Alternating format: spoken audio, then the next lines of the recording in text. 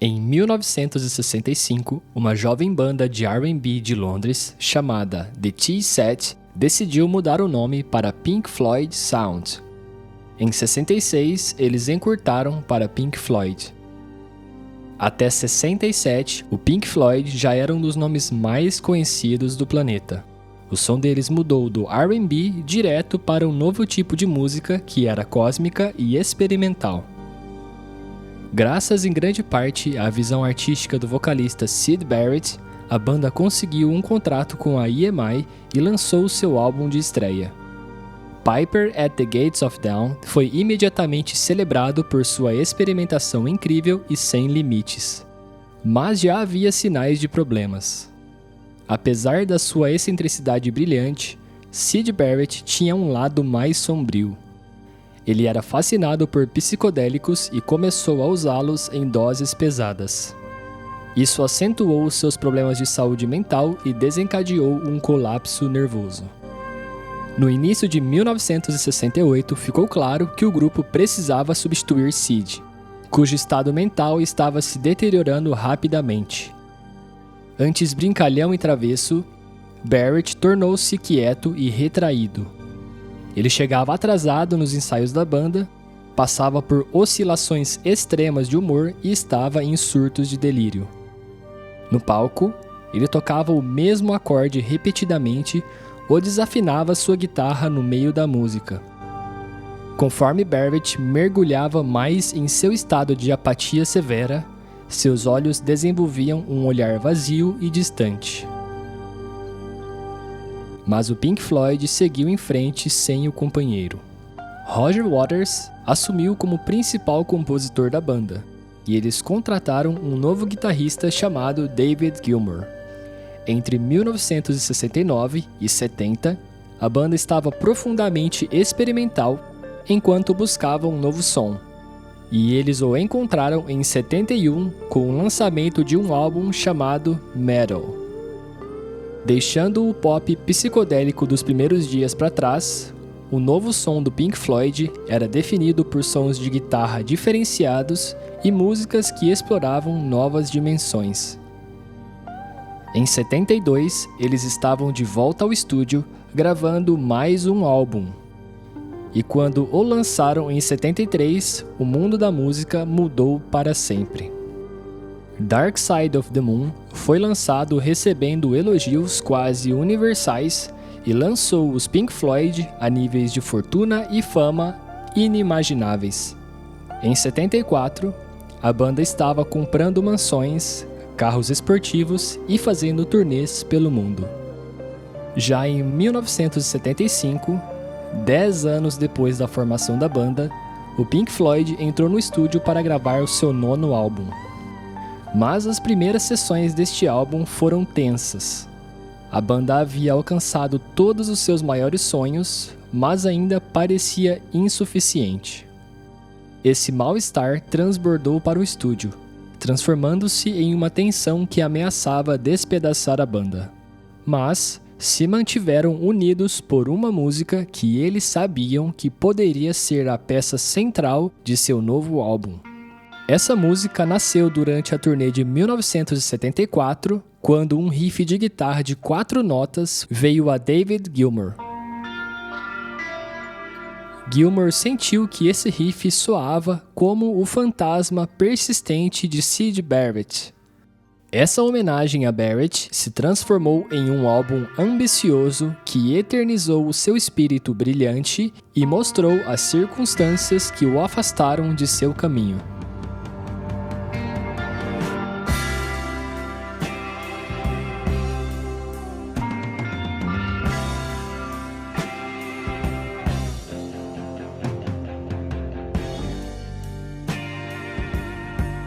Shine On You Crazy Diamond manteve o Pink Floyd unido o suficiente para que eles pudessem fazer Wish You Were Here.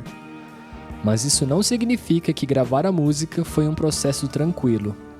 A banda desenvolveu a música por quase 1 ano, tocando ao vivo, então o processo de gravação levou vários dias. Além disso, David Gilmour e Roger Waters discordavam sobre como achavam que a música deveria ser estruturada.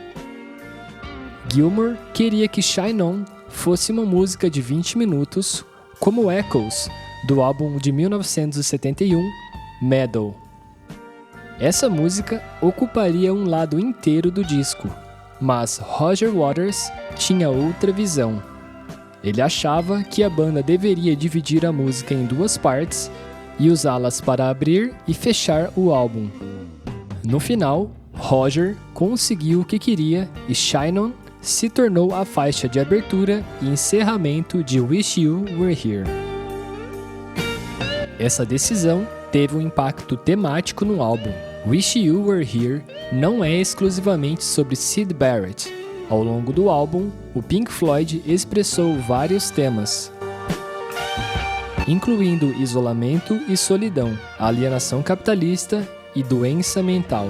Mas a sequência do álbum enquadra todos esses temas no contexto de Shine On e o Crazy Diamond, uma música em homenagem a Syd Barrett. De certa forma, é como se a música estivesse abrindo uma porta para espiar a alma de Syd.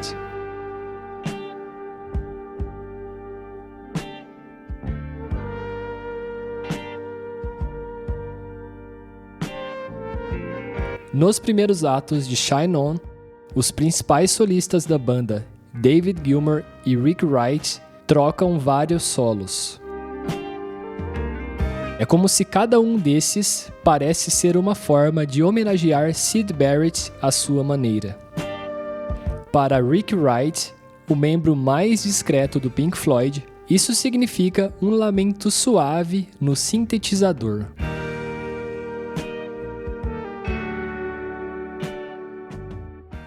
Então, quando Wright tem seu momento, ele devolve o seu espaço para David Gilmour.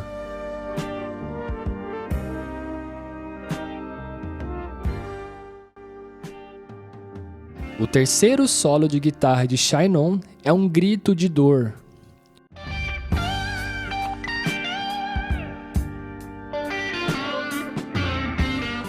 Explorando o que realmente se sente ao perder um amigo para uma doença mental. Esse solo foi um dos pontos altos na carreira de Gilmour. Parece capturar perfeitamente o estado emocional em que ele e a banda se encontravam na época. Um estado que o próprio Gilmour descreveu como bastante confuso e meio vazio. À medida que o Pink Floyd alcançava níveis absurdos de fama, eles se viam refletindo sobre o amigo e companheiro de banda que tiveram que deixar para trás.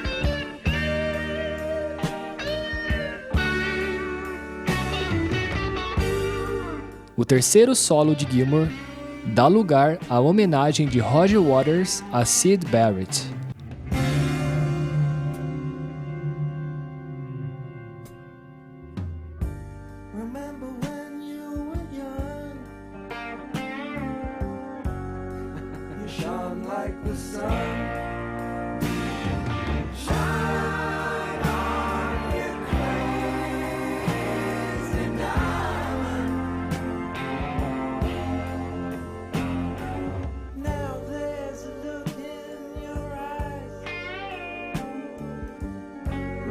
Waters caracterizou Barrett como um contraste entre a exuberância juvenil e uma escuridão sombria, trazida pelos desafios do mundo moderno.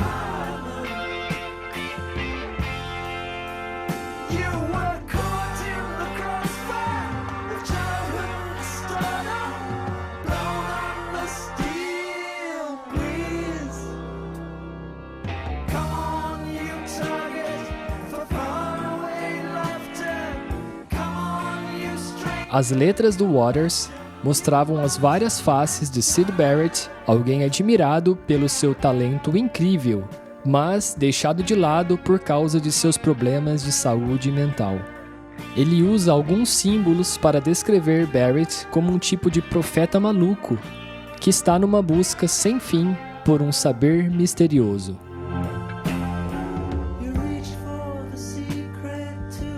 Esse lado espiritual é representado por vocais de apoio inspirados no gospel, interpretados por Venera Fields e Carlina Williams.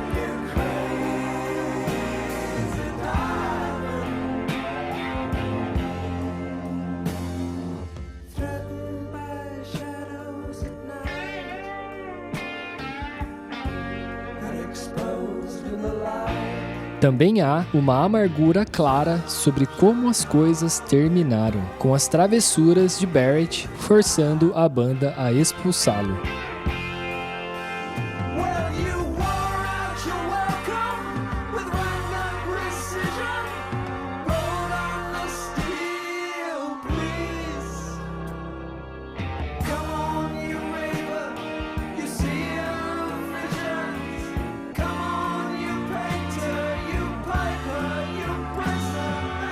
Aqui, Waters oferece mais arquétipos para representar os diferentes aspectos de Barrett. O pintor é a sua criatividade e hobby. O flautista é uma referência a Piper at the Gates of Dawn, mas também mostra que Waters via Barrett como um visionário, um líder que poderia levar as pessoas a mundos artísticos. E finalmente, de forma mais trágica, Waters termina chamando Barrett de prisioneiro. Ele é uma vítima de sua própria mente, preso por trás daqueles olhos de buraco negro. O quinto ato de Shine On You Crazy Diamond é dominado por solos de sax de Dick Parry.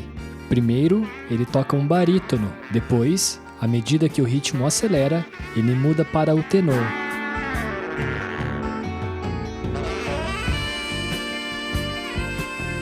Combinado com um riff arpejado de Gilmour, esse último movimento constrói otimismo na música, preenchendo-a com maravilhas cósmicas e alegria. No último ato, parece que o gênio de Syd Barrett está se manifestando mais uma vez, conforme o Pink Floyd canaliza sua memória em uma obra de arte triunfante. Syd Barrett, que o Pink Floyd uma vez conheceu, se foi há muito tempo, mas o seu impacto permanece, levando a banda através de um novo tempo incerto e inspirando-os a criar uma das suas peças mais poderosas de todos os tempos. E nos momentos finais da música, enquanto Dick Parry se descontrola em seu saxofone, a música vai abaixando em um zumbido de ruído branco. Esse som ambiente vem da escola de música concreta, um movimento que usava sons pré-gravados de fontes que não são instrumentos como base para suas músicas. Aqui, ele prepara o cenário para o Pink Floyd nos levar ao coração da indústria que eles culpam pela queda de Syd Barrett. Esse vídeo não pode ser monetizado por conta dos direitos autorais, mas você pode colaborar deixando o seu like, comentando e compartilhando com todos os seus amigos, porque assim, esse vídeo vai ser entregue para o maior número de pessoas possíveis. E vou deixar também aqui embaixo uma forma de fazer uma doação se você acha que esse vídeo valeu os seus minutos. Beleza? Até a próxima. Falou!